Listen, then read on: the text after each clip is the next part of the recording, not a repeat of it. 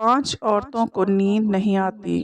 حضرت محمد صلی اللہ علیہ وآلہ وسلم نے فرمایا، ان 5 عورتوں کو رات کو نیند نہیں آتی، وہ 5 لوگ یہ ہیں۔ بسم اللہ الرحمن الرحیم۔ السلام علیکم ورحمۃ اللہ وبرکاتہ۔ معزز ناظرین، اکثر لوگوں کو رات کو نیند نہیں آتی، جس کی وجہ سے ان کی صحت پر کافی برا اثر پڑتا ہے۔ کیا آپ کو رات کو سوتے وقت اکثر کروٹیں بدلنا پڑتی ہیں؟ تو اس کی وجہ جو بھی ہو، مگر اس کا نتیجہ جلد موت کی شکل بھی نکل سکتا ہے۔ یہ بات برطانیہ میں ہونے والی ایک طبی تحقیق میں سامنے آئی ہے۔ ایک یونیورسٹی کی تحقیق میں بتایا گیا کہ جن افراد کو رات کو نیند نہیں آتی یا آدھی رات کو جاگ جاتے ہیں، ان میں جلد موت کا خطرہ بہت زیادہ ہوتا ہے۔ اس تحقیق میں 5 لاکھ درمیانی عمر کے افراد کو شامل کیا گیا تھا اور دریافت کیا گیا کہ نیند کے مسائل سے دوچار افراد، بالخصوص ذیابیطس کے مریضوں میں، اس کے نتیجے میں کسی بھی وجہ سے موت کا خطرہ 87% تک بڑھ جاتا ہے۔ محققین کا کہنا تھا کہ یہ ہم پہلے سے ہی جانتے ہیں کہ نیند کی کمی اور خراب صحت کے درمیان مضبوط تعلق موجود ہے، مگر نئے نتائج چونکا دینے والے ہیں۔ انہوں نے کہا کہ ڈاکٹروں کو نیند کے مسائل کو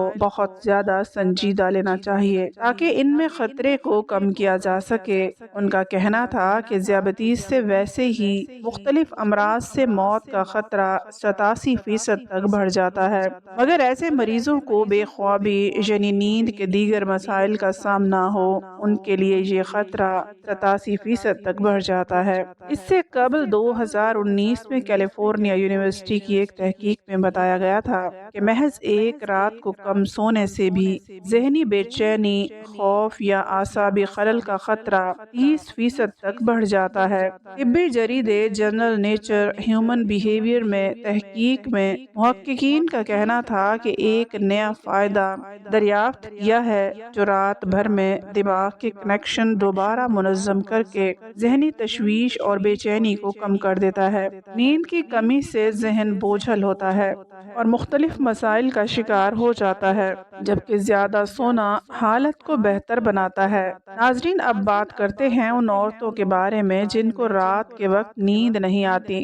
حضرت محمد صلی اللہ علیہ وآلہ وسلم نے فرمایا، 5 عورتوں کو نیند نہیں آتی، وہ 5 عورتیں کون سی ہیں؟ جاننے کے لیے ویڈیو کو مکمل ضرور دیکھیے گا۔ جانتے ہیں ایسی 5 عورتوں کے بارے میں جنہیں نیند نہیں آتی۔ نمبر 1، جو کسی کے قتل کا ارادہ کرتی ہو۔ قرآن پاک میں ارشاد ہے، اور جو شخص کسی مسلمان کو جان بوجھ کر قتل کرے تو اس کی سزا جہنم ہے، جس میں وہ ہمیشہ رہے گا، اور اللہ تعالیٰ اس پر غضب نازل کرے گا اور لعنت بھیجے گا، اور اللہ نے اس کے لیے بڑا عذاب تیار کر رکھا ہے۔ اسی وجہ سے ہم نے بنی اسرائیل کو یہ پیغام لکھ دیا تھا کہ جو کوئی کسی کو قتل کرے، جبکہ یہ قتل نہ کسی اور جان کا بدلہ لینے کے لیے ہو اور نہ کسی زمین میں فساد پھیلانے کی وجہ سے ہو، تو یہ ایسا ہے جیسے اس نے تمام انسانوں کو قتل کر دیا، اور جو شخص کسی کی جان بچا لے تو یہ ایسا ہے جیسے اس نے تمام انسانوں کی جان بچا لی۔ مطلب یہ کہ ایک شخص کے خلاف قتل کا یہ جرم پوری انسانیت کے خلاف جرم ہے، کیونکہ کوئی شخص قتل ناحق کا ارتکاب اسی وقت کرتا ہے جب اس کے دل میں انسان کی حرمت کا احساس مٹ جائے۔ ایسی صورت میں اگر اس کے مفاد کا تقاضا ہو تو وہ کسی اور کو بھی قتل کرنے سے دریغ نہیں کرے گا، اور اس طرح پوری انسانیت اس کی مجرمانہ ذہنیت کی زد میں رہے گی۔ نیز جب اس ذہنیت کا چلن عام ہو جائے تو تمام انسان غیر محفوظ ہو جاتے ہیں۔ لہٰذا قتل ناحق کا ارتکاب چاہے کسی کے خلاف کیا گیا ہو، اور چاہے وہ مرد ہو یا عورت، تمام انسانوں کے لیے یہ سمجھنا چاہیے کہ یہ جرم ہے، ہم سب کے لیے، ہم سب کے خلاف کیا گیا ہے۔ نمبر 2، جس کے پاس مال و دولت ہو اور اسے کسی پر بھروسہ نہ ہو۔ ناظرین، اکثر عورتوں میں یہ بخل پن پایا جاتا ہے کہ وہ یا تو ہر کسی پر بھروسہ کر لیتی ہے اور بے وقوف بن جاتی ہیں، لیکن جب اسے کہیں پر بھروسہ کرنا بھی پڑ جائے تو وہاں بھی اپنی بے وقوفی دکھاتے ہوئے ناسمجھی کا مظاہرہ کرتی ہیں، جو اسے بہت نقصان پہنچاتا ہے۔ ناظرین، مرد ہو یا عورت، تاریخ تاریخ کے ہر دور میں ایک سے بڑھ کر ایک دولت مند کرۂ ارض پر نمودار ہوا اور گردش ماہ و سال کے بعد مٹی کا ڈھیر بن گیا۔ اس کے باوجود حضرت انسان سمجھنے کے لیے تیار نہیں ہے۔ دولت کے انبار پانے کے بعد صرف پیغمبر اور اولیاء ہی استقامت پر کھڑے نظر آئے، ورنہ زیادہ تر دولت نے انسان کا دماغ خراب کیا اور انسان غرور کا شکار ہوا۔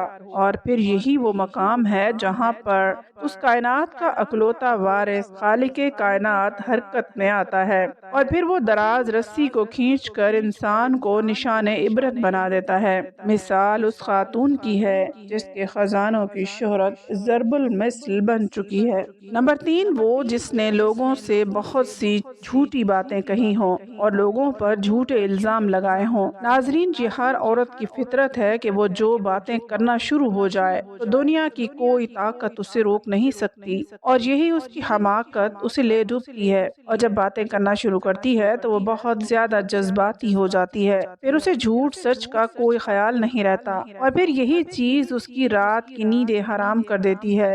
حدیث شریف میں ہے کہ جھوٹے 2 قدم ہٹنے بھی نہ پائیں گے کہ اللہ تعالیٰ اس کے لیے جہنم واجب کر دے گا۔ جس نے کسی مسلمان کو ذلیل کرنے کی غرض سے اس پر الزام عائد کیا تو اللہ تعالیٰ جہنم کے پل پر اسے روک لے گا یہاں تک کہ اپنے کہنے کے مطابق عذاب پالے۔ جو کسی مسلمان پر ایسی چیز کا الزام لگائے جس کے بارے میں وہ خود بھی نہ جانتا ہو تو اللہ تعالیٰ اسے جہنمیوں کے خون اور پیپ جمع ہونے کے مقام میں اس وقت تک رکھے گا جب تک کہ اپنے الزام کے مطابق عذاب نہ پالے۔ نمبر 4، وہ جس کی ذمہ داری زیادہ ہو لیکن اس کے پاس دینے کے لیے کچھ نہ ہو۔ کائنات کی تلخ ترین اور شفاف حقیقت بھوک ہے۔ بھوک بڑی بدذات ہے۔ انسان، چرند، پرند اور ہر ذی روح مخلوق اپنی بھوک کے سامنے بے بس ہو جاتے ہیں۔ یہی وجہ ہے کہ موجودہ حالات کے پیش نظر غرباء اور بے سہارا لوگوں کے سامنے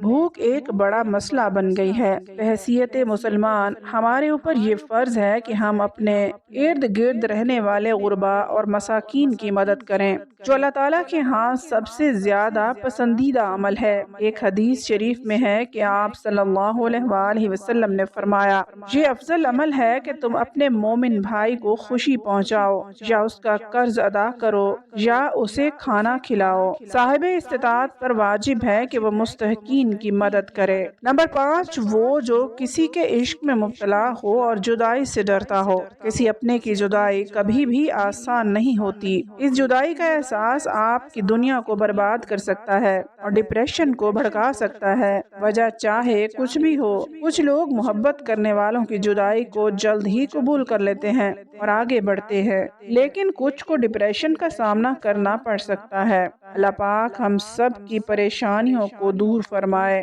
آمین۔ ناظرین، کمنٹ باکس میں اللہ تعالیٰ کے 99 ناموں میں سے ایک نام ضرور ٹائپ کر دیں۔ شکریہ۔